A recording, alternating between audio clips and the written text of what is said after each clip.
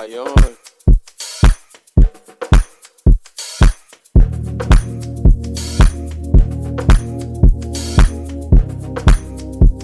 Does it say we start at this time or we end at this time? That's not a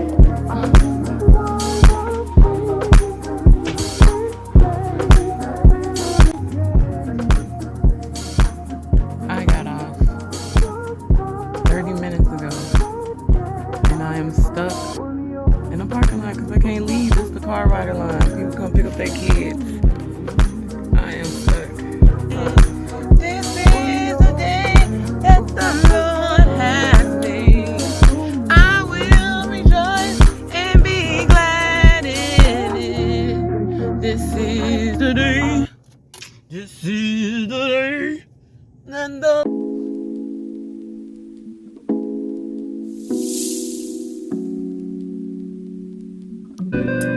got you taking my food. You got your own.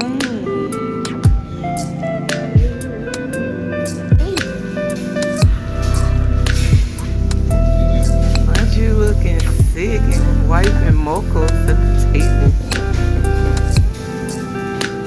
So what are you having for breakfast? Where you get eggs and cheese from? I don't know. Maybe. Bacon and toast.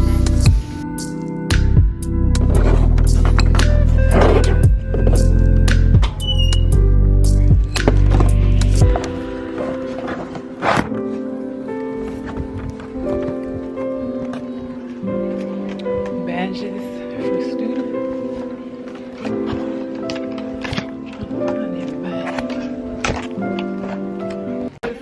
It means it's time to go. So let me get.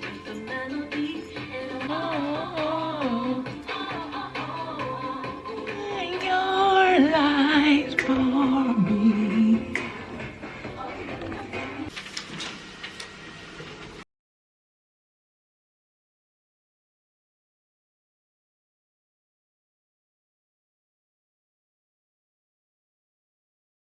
What's going on, y'all? So I am currently at work.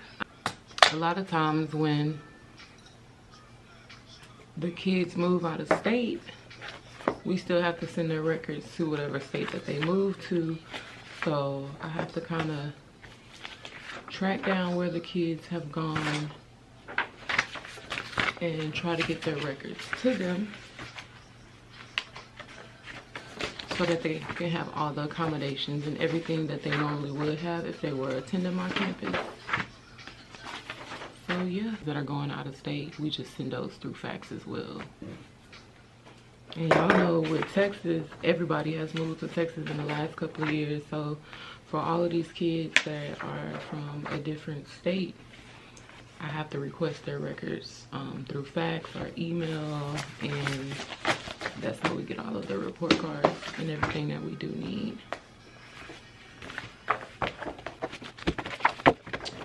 I also been listening to Diddy's new album. I think it's called The Love Album, and it's pretty good so far. There's a lot of different artists on there, and I think it's definitely like some grown folks music if you're just trying to vibe. And like he likes to listen to it while he drives and just chill. I wanted to know. Thank you. Last year, I don't think Erica knew how to do that band.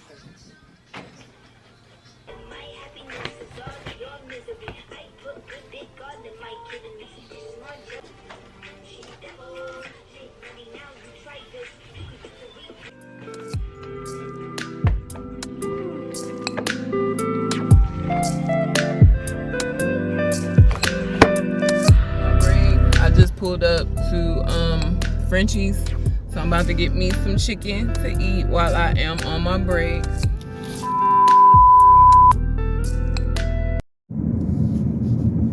One thing I really noticed is that a lot of people forget about the kids. There's so much going on surrounding kids in the public schools that even when they talk about it on the news, I don't think people are really taking into consideration how it affects the kids and how the government and politics are played a lot inside of the schools, and I don't think that that's okay. Like, I work in a school myself, and I see it happening a lot in HISD. I don't work for HISD, but it's one of the neighboring school districts here in Houston. That's my heart goes out to those staff members and teachers of HISD, especially if you're really passionate about kids and you don't like what's going on, or you can see that there will be issues coming up real soon surrounding children in schools. And I feel like when these adults go to these board meetings and have these round table talks, that the last person on their mind is the kids.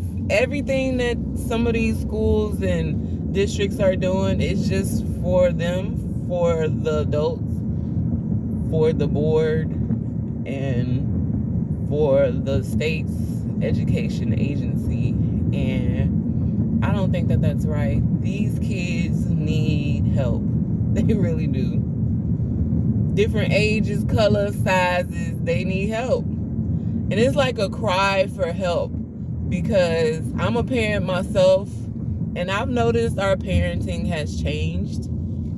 Back then, you know, our kids were always outside playing, staying busy. They had stuff to do, and now a lot of times they're just on their phones. They're on their phones in their room watching videos, watching YouTube, stuff like that. Help. Some of the stuff that they be doing is just like little attention-seeking things. And I get it. Maybe at home your parents not talking to you, you're not getting a lot of attention at home. And parents need to think about that. Like, your kids do not spend majority of their time with y'all anymore. Kids are spending a lot of their time with teachers and at school. And the same punishments that parents can do at the house, we can't implement that at the school. So we gotta get creative with how we discipline and correct children. And what we used to do no longer works, especially if you're not gonna have consistent people, you know, being consistent with you to make sure not everybody's parenting and teaching strategies are the same. And it's noticeable when you work at a school with different cultures, different age groups of people. You got some boomers, you got some millennials, you got some Gen Z, Gen X, whatever it's called. We got a little mix of everything inside of the school, and all of it is different. You have all of these different parenting and teaching skills and different decades of learning styles that are all clashed together for kids. And then depending on who's on the board, those decisions are brought upon us from the top, and it comes down. So if you got some real old school people at the top, whatever they got going on and how they feel like we should discipline the kids, it may or may not work. But I don't think a lot of time is taken into the thought process of deciding how we will move forward with teaching children and disciplining them. But it's tough. I've been working with kids since I was 16, and just to see the different changes within them. We got kids that walk by, they don't even say good morning.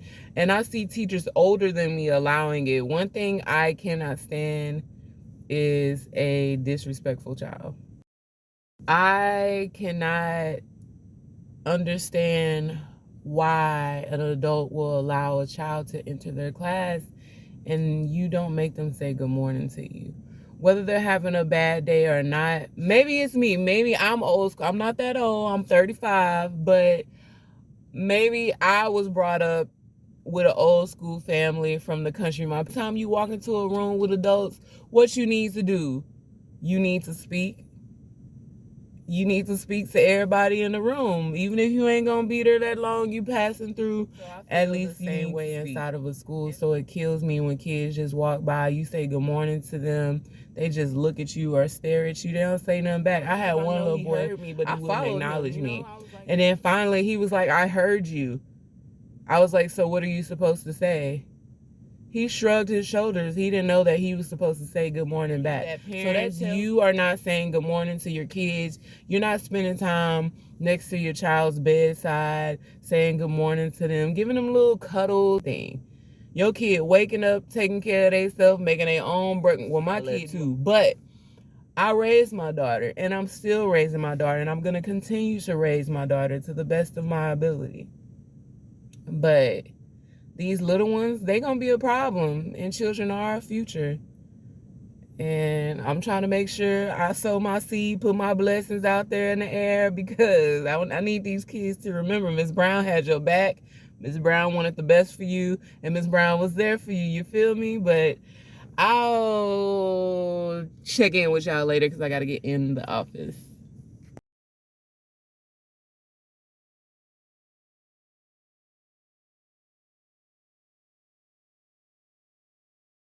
It's Friday. High five Friday at that. So we about to be lit today.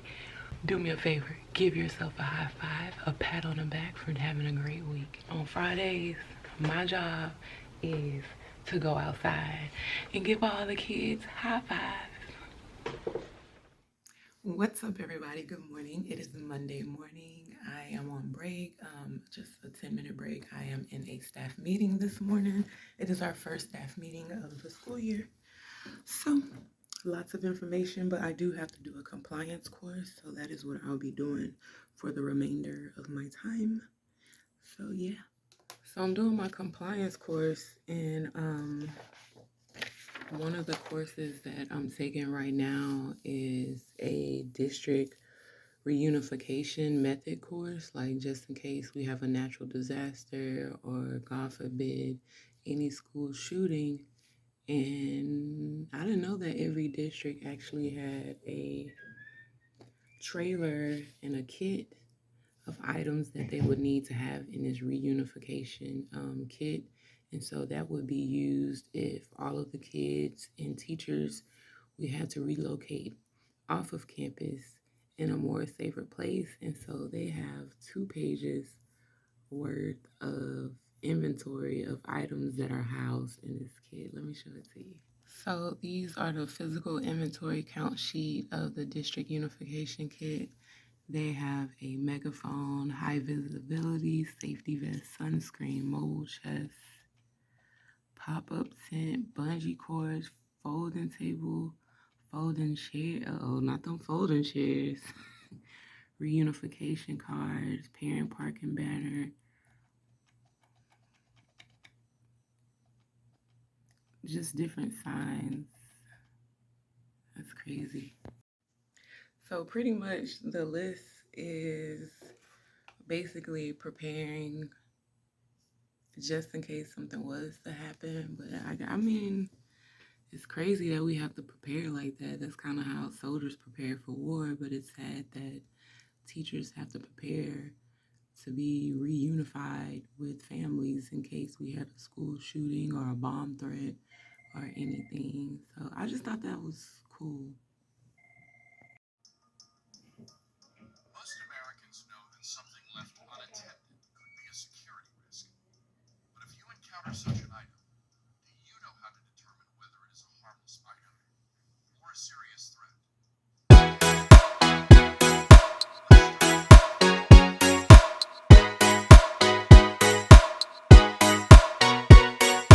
Dripping like gold, you got me so wild. Dripping like gold, I'm a queen, I'm a queen, I'm a queen.